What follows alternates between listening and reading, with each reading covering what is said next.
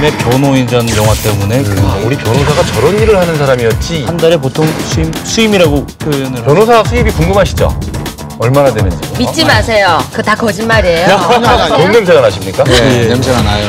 개꼬시군요. 그래서 이렇게 앓는 소리 해도요. 예. 헐 많아요. 돈 떼먹는 의뢰인들도 많이 있습니다. 성공보수 떼먹고. 변호사 비용 깎아달라면 깎아주나요? 깎아주죠. 깎아줘요. 깎아주죠. 말 잘하면 된다니까요. 네, 다 밝혀줍니다. 안녕하십니까. 예. 안녕하세요. 예. 오늘 이슈 토크전 첫 방송입니다. 시청자 여러분들께 먼저 출연자들 인사부터 하고 시작하시죠. 네. 곽수정 목사님 먼저. 예. 저는 전에 이 돈에 대해서 바른 돈, 그릇된 돈, 또 잘못된 돈을 좀 이렇게 평가하고 나름대로 경제적으로 설명드리고자 나왔습니다. 앞으로 여러분들과 함께 좋은 이야기 나누면서 해결점도 찾아보고 문제점도 한번 지적해보는 그런 시간 갖도록 하겠습니다. 저는 형법학자입니다. 그리고 법률평론가로 활동하고 있습니다. 잘못된 법은요, 국민들이 돈이 나갑니다. 그래서 잘못된 법을 제대로 까는 그 역할을 제가 하고 있습니다. 제대로 까는. 네. 좋습니다. 예. 한번 오늘 법이 한번 제대로 까이는 걸 한번 봐야 되겠고. 좋습니다. 예, 우리 장기영 변호사님. 예. 이 프로그램 이름이 이제 쩐이지 않습니까? 네. 이 돈으로 바라보는 세계를 우리가 이제 얘기를 할 텐데, 돈뿐만 아니라 사실은 법도 돈만큼 중요하다라는 점도 아울러 같이 말씀드리고 엮어보도록 하겠습니다. 좋습니다. 예. 예, 저는 경제금융기자 김경훈입니다. 이런 말이 있죠. 세상의 90%는 돈 문제와 연관이 있다. 나머지 10%는 돈으로 해결할 수 없는 문제들이다. 네. 좀 과장된 말이긴 하지만요. 네. 경제기자 관점에서 보는 세상의 이슈, 돈으로 역시 풀어보고 얘기해 보겠습니다. 네. 뭐 오늘 굉장히 변호사님 그 의상도 화려하고 무도 의상 아닌가요? 무도 변호사님으로 유명하시잖아요. 내가 이 핑크를 제가 방송에서 입을 예. 줄이야. 네. 좀 돈 티가 나잖아요. 예, 역시 그 그죠? 컨셉에 맞췄는데. 요즘 사건 많으세요? 돈 냄새가 나십니까? 네, 예. 냄새가 나요. 역시 개꼬시군요. 아, 그럼요. 네. 사건 많으세요? 요새요. 네. 사건이 씨가 말랐습니다. 씨가 말랐어요? 왜 변호사 요새- 수가 너무 많아서 그런가요? 요새 굉장히 변호사 수가 너무 많고 경제가 어려워지고 이러면서 사건이 씨가 마르면서 믿지 마세요. 그거 다 거짓말이에요. 아니. 네. 근데 네. 사실 맞아요. 요새 대형 로펌 그러면 생각나는 게 킴앤땡 네, 있잖아요. 네. 그렇죠. 네. 이쪽에서 판공비라는 것을 대폭 줄였다는 이야기를 제가 네. 들었어요. 줄여도요. 예. 일반 국민들이 받는 돈하고 아이, 그거요? 비교가 그렇죠. 안 돼요. 그래서 이렇게 앓는 소리 해도요. 예. 헐 많아요. 아, 헐만. 그래도 요즘에 변호인이라는 영화 때문에 굉장히 변호사분들에 그럼요. 대한 시각이 다시 또 재조명되고 있어요. 이미지가 너무 좋아졌죠. 좋아. 우리가 좋아졌어요. 돈이 예. 돈 얘기를 하지만 사실 돈이 다가 아니지 않습니까? 그렇죠. 우리가 변호인을 보면서 저부터도 변호인이 우리 변호사가 저런 일을 하는 사람이었지. 다시 각인되시는 거예요. 예, 다시 마음을 다시 추스리고 있는. 주인공으로 나오는 변호사가 이 변호 업무를 시작한 게 아니라 네. 뭘 시작했죠?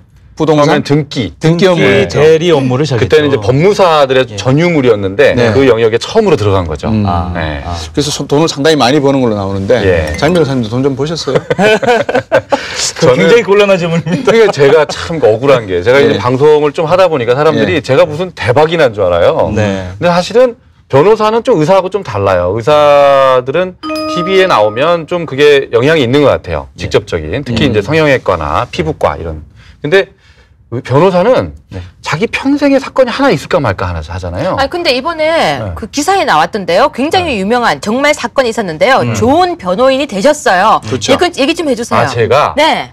자랑하세요. 괜찮아요. 네. 네. 명석 깔아드릴 때 하세요. 네. 제가 사실은 최근에 굉장히 기분 좋은 판결을 하나 받았는데 네. 그게 이제 뭐 언론에도 좀 났고 그랬었는데 이게 어느 굉장히 큰 방송사가 이 화면을 조작해서 고발을 한 거였어요. 네. 근데 그 고발 당한 게 유치원이었는데 그 유치원에는 뭐 돌이 날아들고 난리가 났죠. 그런데 알고 보니까 방송국에서 화면을 2배로 빨리 돌려가지고 그냥 건드리는 정도였는데 이걸 때린 것처럼 보도를 하면서 아이를 학대했다. 이렇게 보도를 한 거였어요. 그래서 이제 제가 그 유치원을 대리해서 소송을 1년 넘게 힘들게 해서 그 법원에서 화면이 왜곡됐다. 오. 또 그래서 정정 보도를 하고 원고한테 4천만 원을 물어줘라. 오. 근데요. 승소하신 겁니까? 승소했습니다. 그러면 그게 형사법이었어요? 뭐 민사법이었어요? 민사소송이요. 민사소송이에요. 오, 축하드려요. 근데요. 네. 선임 그러니까 돈 안 받으시고 하신 거예요? 돈은 받았죠. 돈은 받았지만 되게 조금 받았습니다. 1년 반 정도 제가 애쓴 만큼 정도는 안 되고. 그럼 누군가의 그러니까 적자죠. 변호인이 되신 거네요. 근데 그 사건에서 제가 이제 사건을 많이 해봤을 거 아니에요. 처음으로 제가 눈물을 흘렸던 사건이었어요. 어느 대목에서 눈물을 흘리셨어요? 이제 증인 신문을 막 하는데 우리 재판장께서 그 증인을 이미 안 믿고 있었던 모양이에요. 그러니까 그 증인 너무 그렇게 세게 하지 말아라. 어차피 피고인 안 믿을 측 아니면 거니까. 원고 측? 상대방 쪽. 상대방 쪽. 방송사 쪽 증인이었는데 네. 거짓말을 하는 거예요. 네. 그래서 제가 막 공격을 하니까 재판장이 말리더라고. 왜 이걸 말리냐고 막 하다가 이제 그 싸우다가 제가 감정이 북받쳐서 눈물을 흘렸던 그런. 이 마치 변호원에서 그 송강호 분의 그 그렇죠. 변호사 변호인을 네. 보는 그런 느낌을 주시네요. 아이, 그건 뭐 아니고요. 그 평소에 정도는 근데 아니고. 다른 수임은 많으시죠? 솔직히 말씀하세요. 저는 솔직히 말씀드리면 그냥 평균 정도는 하는 것 같아요. 네. 평균. 저희가 평균 정도라고 하면 금액을 잘 모르니까. 잘 모르시죠. 이건 방송에서 말씀하실 수는 없겠지만. 네. 90년대 변호사 수임료가 300만 원 정도였어요. 서초동에. 네. 네. 지금도 300만 원 약간 넘는 수준입니다. 그러면 그러면 많이 떨어진 거죠. 20년이 지났는데 지하철 값은 5배가 됐어요. 네. 근데 변호사 수임료는 2배가 안 됐어요, 아직. 그러니까 그렇죠. 굉장히 그만큼 상대적으로 많이 그런데 낮아졌죠. 성공 보수라는 게 있어요. 네. 그래서 인센티브. 만약에 이혼을 하게 되면은 네. 그러니까 수임료는 500만 원 정도인데요. 거기에 10% 세금이 붙어요. 그럼 550을 내야 돼요. 그렇죠. 네. 근데 그것만이 있는 게 아니고 재산 이제 상속 그러니까 이혼 분할을 하게 되면요. 네. 재산 분할해서 만약에 3억을 받았다. 네. 그러면 10%면 3천만 원. 네. 근데 보통은 15%도 많이 받는데요. 그래요. 네. 그거 비과세죠. 네, 그렇죠. 아닙니다. 아니죠. 큰일 해도 돼요? 나시죠. 아유, 해도 그럼 과세죠. 소득 신고해야죠. 아, 그래요? 중요합니다. 이게 되는 되게 거예요? 굉장히 중요한 어이구, 문제예요. 굉장히 왜곡하시네. 그거 아니, 아니고. 그냥 정확하게 얘기해 주시면 되죠. 부가세도 다 내고. 문제 이제 일을 얼마나 하시냐인데 한 달에 보통 수임이라고 표현을 하죠. 네. 네. 얼마 정도 하세요? 수임 건수는 제가 이기 때문에 이제 좀 물어봤어요. 저 같은 경우에는 다 밝혀지네. 살짝 저 말씀하시죠. 같은 경우는 한 4-5건 정도? 한 5건 달에? 정도 한 달에? 하는 것 같아요. 5건. 많은 거 아니에요? 굉장히 많을 것 같은데요. 굉장히 다섯 많은 건? 거죠. 예, 예. 그러면 이제 그게 얼마짜리냐가 중요하죠. 네. 제가 어떤 제 선배한테 물어봤더니 그 선배는 한 달에 한 건 못 할 때가 많대요. 네. 근데 그 사람은 5천만 원 자기 그 착수금 5천만 원 이하짜리는 안 한다는 거예요. 네. 어? 자기는 큰 것만 한다. 그러니까 그렇죠. 두세 달에 한 건만 해도 자기는 된다는 거예요.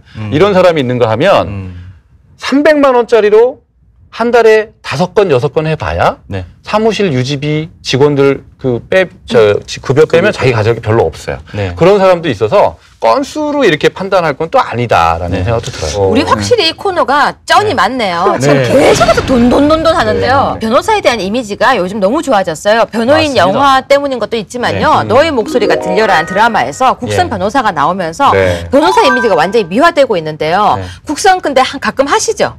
국선 변호는 저는 이제 사법연수원 때 아, 그때 있었습니다. 하셨어요? 네. 근데 지금은 국선 할 시간이 변호인과 없어서. 일반 변호사들과 아무래도 보수 차이가 있죠?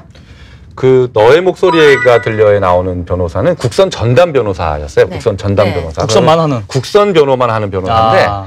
그분들은 이제 그 법원에서 선발을 해요. 예. 그분들한테는 월 800만 원의 보수가 지급이 되고 네. 그 사무실 그 유지료 50만 원을 별도로 주고 네. 그래서 850만 원 정도를 받아서 네. 운영을 하는데 네. 그게 처음에는 제가 연수원 수료할 때만 해도 별로 인기가 없었어요. 네. 근데 지금은 경쟁률이 장난이 아닙니다. 그렇겠네요. 어. 말씀 듣고 보니까. 왜냐하면 월 800만 원도 못 받는 변호사들이 너무나 많거든요. 그러니까 그걸 하려고 많은 경쟁을 치르고 있죠. 하나만 더 여쭤볼게요. 변호사 비용 깎아달라면 깎아주나요? 깎아주죠. 깎아줘요. 깎아줍니다. 말 잘하면 된다니까요. 네. 더 궁금하신 거는 방송 끝난 다음에 네, 알겠습니다. 변호사를 까고 있네요. 지금 물어보겠습니다. 보니까. 네. 네. 까는 거와 깎는 거 비슷하네.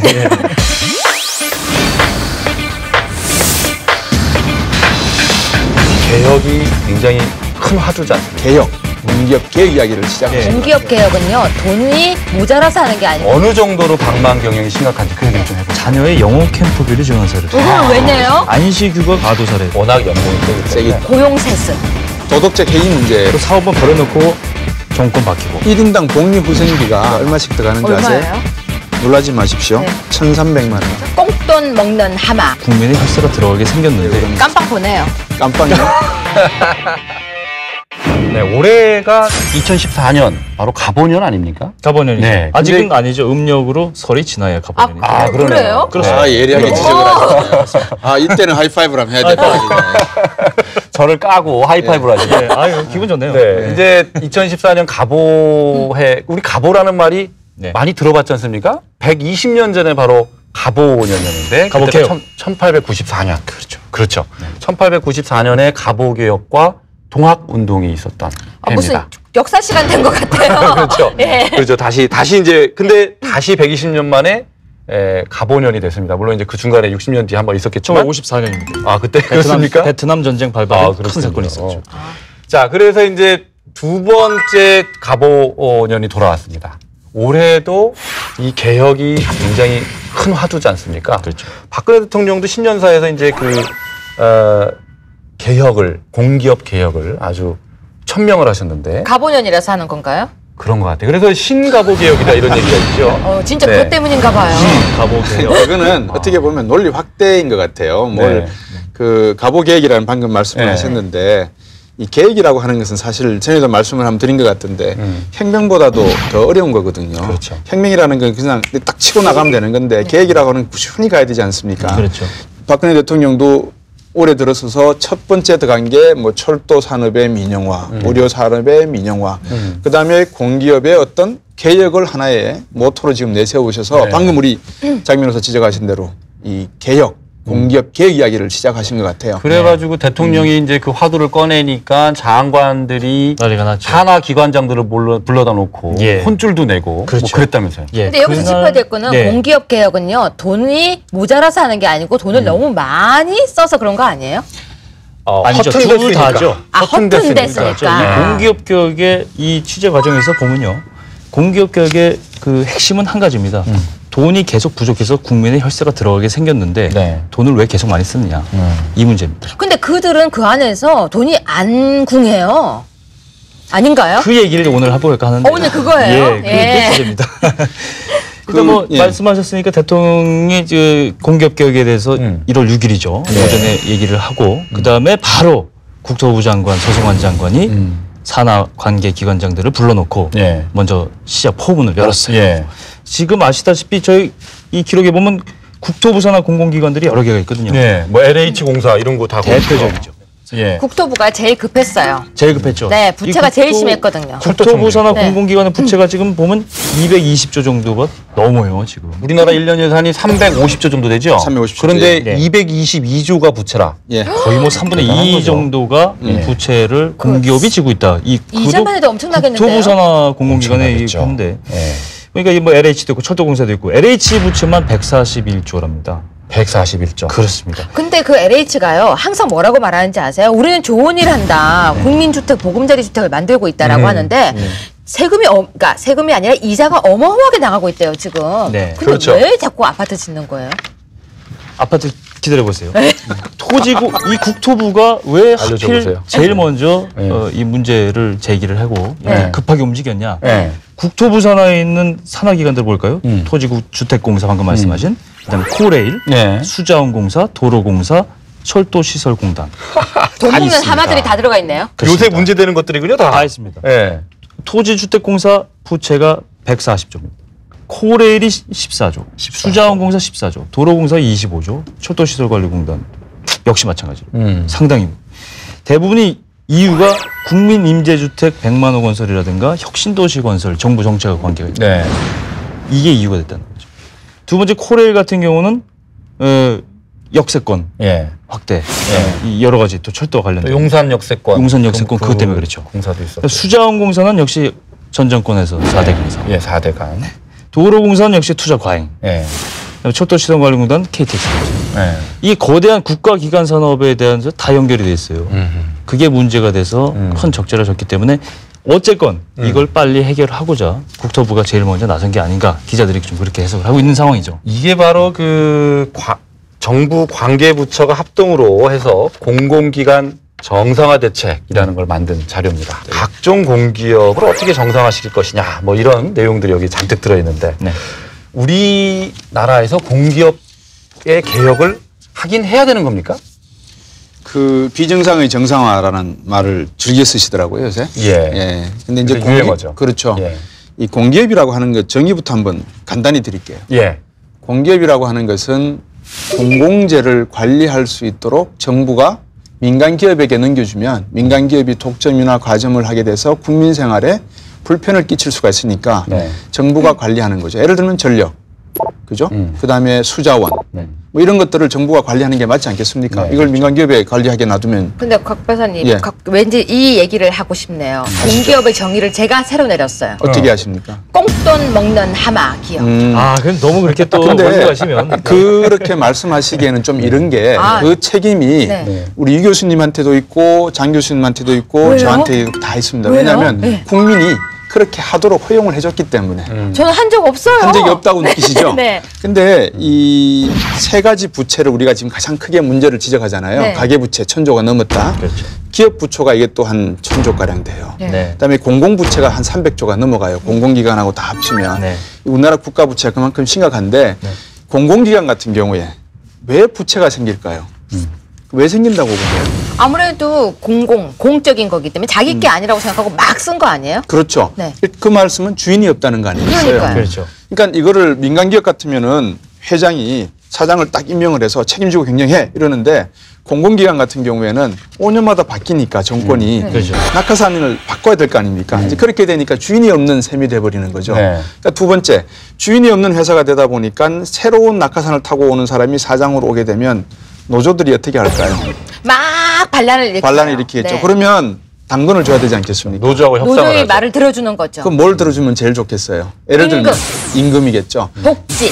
다는 아니겠지만 네. 부분적으로 그렇게 타입이 되는 거죠. 이제 그렇게 되다 보니까 결국은 공공기관의 주인이 없는 것, 낙하산 내려오는 것, 그리고 임금 협상 이런 것들이 결국은 다 우리가 내는 세금으로 운영되는 기관이기 때문에 결국은 우리의 돈이 나가는 것이고 그래서 어떤 정부를 뽑느냐 이게 국민의 책임이잖아요. 그러니까 우리의 책임이라는 거죠. 그렇군요. 간단하게 정리가 됐어요. 네. 네, 저도 이해가 쏙쏙 이 되고 있어요. 순환고리가 연결이 되지 않습니까? 네. 이렇게? 예. 공사라는 이름 붙잖아요. 예. 이게 대부분 공사 저는 공기관입니다. 공기관이 있고 공사가 있고. 공사가 있고 그렇죠. 정부 투자기관이 있고. 이것이 뭐 예. 한번 설명해 주시죠. 그럼 예, 그런 기관들이 있는데 총 해서 500개 정도가 있습니다. 우리나라 500개나 있습니까? 예. 근데 그게 공기업을 되죠. 보고 신의 직장이라고 표현하잖아요. 근데 네. 신의 직장이 500개나 있었던 거예요? 공기업이 신의 직장, 꼭 그렇게 말씀하실 수는 없어요. 신이 숨겨놓은 예. 직장, 아니, 신이 숨겨놓은 직장은 국회. 신도 탐내는 직장, 그렇게 또 많아요? 신도 모르는 직장도 있어요. 예. 최근에는. 이제 그런 말들이 나오는 게 지금 상당히 경쟁이라고 하는 게 그러니까 공평하지 않고 공정하지 않는 사회가 되다 보니까 많은 분들이 안정적인 직장을 원하시잖아요. 근데 네. 공무원이 되다 보니까 65세까지 일을 할 수 있다. 네. 그런 직장이 어디냐. 또 일은 민간 기업보다 적으면서 충분한 베네핏, 복지나 이런 혜택을 누릴 수 있는 회사가 어디냐. 네. 이 옛날에는 공기업하고 공사하고 또 민간 기업의 차이가 상당히 났는데 최근 들어서 많이 줄어들었어요. 얼만큼 어느 정도로 방만 경영이 심각한지 그 얘기를 좀 해보실까요? 이때 말하는 방만 경영이라는 것은 내부 직원들의 과도한 복지나 급여와 관련된 겁니다. 일단 진짜 그것도 신이 말씀드려요. 숨겨둔 직장이 맞나 봐요. 제가 첫 번째 그 인천국제공항공사 이거 다 보도된 사항이기 때문에 말씀드려도 돼요. 네네. 자녀의 영어 캠프비를 지원사를 이걸 왜 내요? 영어 그러니까 캠프비 일반 학비가 아니고 자녀의 영어 캠프비 얼마를 줬답니까? 얼마예요? 연간 100만 원씩. 연간 100만 원. 연간 또요? 또? 근데 캠프비가 비싸기 때문에 100만 원이 별거 아닐 것 같아도 이거는 상대적으로 봤을 때는 과도한 거예요. 열받네. 아니 그리고 굳이 줘야 될 이유도 없잖아요. 우리 세금 아니에요? 그렇습니다. 네. 두 번째 볼까요? 굉장히 중요한 문제인데 퇴직금 누진제가 여전히 공기업에 있습니다. 있는 사례가 있어요. 퇴직금 누진제가 뭐죠? 퇴직금 누진제는 연간 단위로 해서 퇴직금을 받지 않습니까? 네. 근데 오래 근무할수록 승수가 곱해지는 거죠. 이거 이미 2000년 들어와서는 대부분의 민간 기업은 그렇죠. 폐지했죠. 사라졌어요. 예, 왜냐하면 예. 이 자체가 기업에 굉장히 짐을 지우기 때문에 연봉제로 경영성에- 가면서 다 없어져 버렸죠. 그렇죠. 연봉제 가면서 없어지고 이 호봉제가 퇴직금 자체가 있군요. 이 기업의 나중에 경영성에 애로사항이 돼요. 어디에서 퇴직금 누진제를 지금도 하고 보도된 데 보면요. 서울메트로, 서울도시공사, 산하공기업 5곳. 퇴직금 적용 누진제 적용 대상자가 전체 지급 대상자 중에 82%인 18,000명에서 82%, 14,000명 정도 됩니다. 정말 대단한 퇴직금 충당, 곳이군요. 퇴직급여 충당 부채가 2천억 원이 넘어요. 아. 이거 다 결국 공기업의 부채로 들어가는 돈입니다. 이게 돈을 잘 버는 회사들이라 그러면 모르겠는데 아까 인천공항공사야 뭐 굉장히 유명한 세계적으로 뭐 1등하는 네. 곳인데 대부분 그렇지 서울메트로나 않죠. 도시철도공사 이런 데는 부채가 많은 데 아니에요? 매우 부채가 심한 곳이. 빚을 그렇게 빚더미 아이고, 올라앉아 있는데 우리 세금이 그냥 문제를? 줄줄 새고 있네요, 세금이. 뭐 계속 말씀드리는데 딱 한 군데만 더 말씀드릴까요? 안식휴가 과도사례 휴가 좋죠. 좋은데 보건휴가와 안식휴가를 계속 운영하면서 연차 수당을 쉬는 기간에는 무료로 쉬게 하고 연차 수당과는 관계없이 연차 수당은 그대로 전 지불하고. 그거 알아요. 고용세습. 고용세습. 예, 직장이 세습되는 게 있더라고요. 네. 어디라고 얘기해도 돼요? 아, 그럼 네, 다 이야기- 강원 그거 얘기하려고 그러는 강원랜드, 강원랜드. 강원랜드? 카지노, 예. 직무 외 사망, 정년 퇴직 시에도 특별 채용을 하고 있대요. 예. 예. 그거 왜 해야 돼요? 마땡땡이라고 하는 회사. 네. 마사회죠, 뭐. 아이고, 그죠? 바로 들이대도 되는군요. 예, 쩐쩐쩐이 우리가 그냥. 뭐그 얘기하려고 나왔는데요. 아, 우리 네. 거기도 공기업이에요? 그럼요. 그럼요. 한국마사회 공기업이죠. 오. 마사회 평균 연봉이 9,100만 원이 네? 넘습니다. 제가 조사한 건 9,400만 원. 예, 9,400만 원. 그러니까 평균 연봉이 마사회 예. 근데 평균요? 1인당 복리후생비가 마사회가 얼마씩 들어가는지 아세요? 얼마예요? 놀라지 마십시오. 네. 1,300만 원. 저 다시 취직하러 가겠습니다. 대단합니다. 다시 시험 보러 네. 가겠습니다. 변호사보다 나을 수도 있겠어요. 그러니까 왜 변호사를 하니 이런 말이 나오죠. 그러니까요. 지금 보면 말씀이 나왔으니까 예. 공기업 연봉 공개 순위가 2012년 기준으로 제가 조사한 게 있어요. 5위를 보면요. 한국원자력연구원. 네. 얼만데요? 평균 연봉 9,600. 4위가 한국투자공사, 약어로 KIC죠. 네. 여기가 9,800. 한국기계연구원이 9,900만 원으로 3위. 거기가 3위. 2위가 한국예탁결전 증권유권기관이죠. 예. 1억 100만 원. 1위가 한국거래소. 한국거래소. 여기가 0의 1입니까? 1억 1,400만 원. 근데 그게 다 공기업이었어요? 그렇습니다. 한국거래소 같은 경우에는 변호사가 취직을 하려고 그러면 경쟁도 센데 들어가도 직원 1년 차로 그냥 들어갑니다. 워낙 연봉이 세기 때문에. 세기 때문에. 야, 대우가 좋다 이거죠. 네, 변호사 무대에 없습니다. 우리나라 경제 구조를 이렇게 이제 코스피에 나와 있는 업종을 이렇게 그래프로 그려보면 제조업이 가장 발달돼 있어요. 제조업 지수가 가장 높아요. 그다음에 금융산업은 우리나라 코스피가 시장 열고 난 다음부터 계속 평균적으로 일정하게 나와요. 그만큼 금융산업이 발달하지 못하고 있다는 거죠. 네. 그러니까 우리 경제가 성장을 하려고 그러면 금융산업 같은 서비스 산업이 성장을 해야 되는데 이미 성장하기 전에 이렇게 다 알토란같이 빼드시고 계시니까 성장할 잠재력을 어디서 구할지는 모르겠어요, 저는. 예. 근데요, 왜 이렇게 하게 되는 건가요? 방만 경영을. 왜 이렇게밖에 할 수 없는 이유가 있을 거잖아요. 이 정도면 거의 퍼주기잖아요. 그러니까 왜 왜 이런 그럴까요? 그러니까 왜 그럴까요? 아까는 제가 이야기했던 네. 건 이제 주인이 없다. 그렇죠. 네, 주인이 없고 주인이 아무도 없고. 단속을 하지 않고 네. 그냥 막 가져가도 그러니까 아까처럼 노자란다. 노사 문제가 이제 노자래요. 막 계속 돈이에요, 저는. 노작도. 네, 노사 문제 때문에. 사람이 근본적으로 가지고 있는 어떤 그 질적인 성격. 네. 그러니까 우리가 자르고 싶어도 자르지 못하는 게 탐욕이라는 것이잖아요. 도덕적 해이 문제를 제가 그래서 아까 세 분께 말씀드렸던 게 우리의 잘못이다. 이거는 공기업의 잘못도 있지만 국민들이 이런 것을 똑바로 쳐다보지 못하고 똑바로 묻지 못한 책임이 더 크다. 네. 그러네요. 형법을 가지고 계시고 변호사도 하고 계시지만 우리가 법은 만들었지만 이 법을 정확하게 집행을 하고 정확하게 감시하는 그 기능을 무시해 왔다라는 거죠. 맞습니다. 그 중에서도 방만경영 중점관리 기업들이 정해졌다고 그러던데요. 네. 어떤 곳들이 있습니까? 방만경영 중점관리 기업. 뭐 제가 어떤 곳이에요? 그 기재부를 보니까요. 네. 기획재정부죠. 네. 수출입은행, 네. 그다음에 한국조폐공사, 네. 한국투자공사를 네. 방만 경영 중점 관리 대상 기관으로 정했고요. 네. 농림부도 있네요. 농림부에서 가장 중점 관리 대상 기업이 어딜까요? 한번 추측을 해보시죠. 깜짝 놀라실 거예요. 농림부. 한국마사회. 거기도 마사회군요. 마사회가 그렇군요. 농림부 소속이에요. 왜요? 왜 그럴까요? 뭐 축산 어디로 들어가야 되고. 축산이잖아요, 말. 네, 말. 부처 이기주의가 또 포함되어 있습니다. 네, 그렇죠. 그러니까 각 부처별로 네. 은퇴를 하거나 예. 물러나고 나면 예. 정관예우를 받아야 될 부서를 만들어야 되기 때문에 그러면 이렇게 보면 되죠. 한국마사회에 농림수산부 출신의 관료들이 얼마나 많이 들어가 있는지를 예. 찾아보면 그렇죠. 되겠죠. 이제 예. 그런 식이에요. 방만경영이라는 사실 그게 것이. 문체부 관할 기관이어야 될 것 같기도 한데 그렇죠. 체육 네. 뭐 그런 거니까 근데 농림부한테 아, 그런 거 뺏겼군요. 많습니다. 그런 사례들이 강원랜드는 많아요. 강원랜드도 어떨 것 맞아요. 강원랜드는 어디예요? 맞춰보시죠. 전화합니다. 압니까? 예. 강원랜드 맞춰보세요. 그거는 그러니까. 또 그것도 농림 이쪽일 것 같아. 체육. 문체부일 것 같은데. 그렇지 않습니다. 지식산업. 아, 그것도 힘겨루기로 이렇게 된 카지노 겁니까? 잘하는 게 지식이네요.